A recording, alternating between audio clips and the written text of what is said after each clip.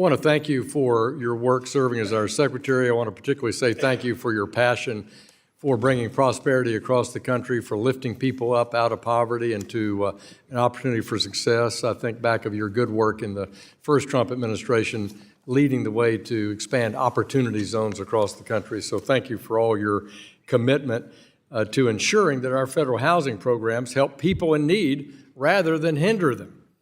It's been nearly a generation since Congress enacted comprehensive reform of HUD.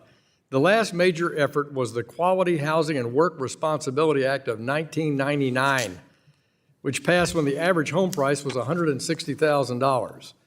Inflation adjusted, that's about $315,000. And HUD's budget in that year was $12 billion. Today, the average home price is closer to $400,000, and under the Biden administration, HUD's requested budget reached $72 billion. Yet much of the department still operates under statutory and regulatory frameworks designed for a housing market that simply doesn't exist any longer. That's why this committee has advanced legislation such as the Housing for the 21st Century Act, which would go of modernizing outdated programs, removing unnecessary regulatory barriers, and encouraging local development so that housing can be built faster, more affordably, and with greater accountability. Mr. Secretary, from your perspective, why is it so difficult for Congress to enact legislation that modernizes the HUD programs and HUD authorities? Well, thank you, Mr. Chairman. That is a question that I ask myself. I think a lot of times it's the mindset and, doing things the same way because we've always done it. But I think with this issue that we have in our country with housing affordability, accountability, transparency, that it is Congress that working in a bipartisan manner, as it seems you all have, to bring up reforms, to make codes more modern, to help housing affordability. And I know it has been difficult through the years, but I would encourage the members of this committee and the entire Congress to look at the issue in our country. Housing, to me, is not political. Housing impacts all 350 million people in our country. And so whatever ways we can come up with to bring down the cost of housing, to take down regulatory barriers, as you said in the bill that you all have been working on, I think is a great idea. And I encourage the bipartisanship. I encourage working across the aisle, member to member, to accomplish and attack these problems.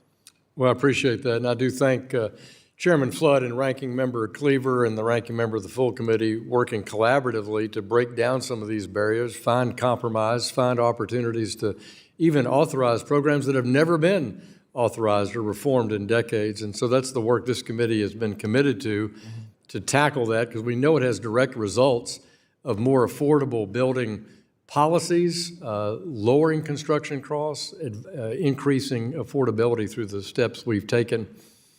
I want to turn to my home state of Arkansas for a moment and the deeply troubling situation that we've had for the past several years at the Little Rock Housing Authority.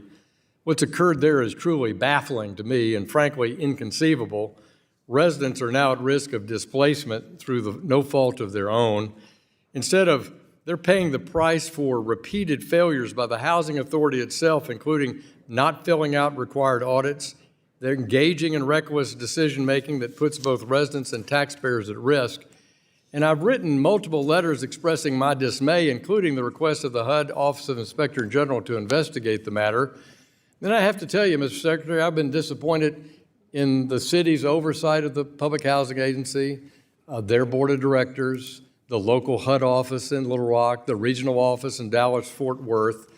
And if it's happening in Little Rock, I know it's happening across the country where taxpayers are not being dealt with fairly, but more importantly, our citizens dependent on a Section 8 voucher program to be in a safe, clean housing situation are finding disasters. And I wondered, could you provide me an update regarding would you be willing to give me an update on Little Rock Housing Authority? Yes, sir. In this brief moment that I have, our team has been in touch with your team, and we've sent multiple communications there to the Little Rock Housing Authority, and we are shining a light on accountability and transparency there, but also all of our PHAs around the country. And public housing should be safe housing, which we can talk about going forward in the committee. But yes, sir, we are on top of this issue. Good.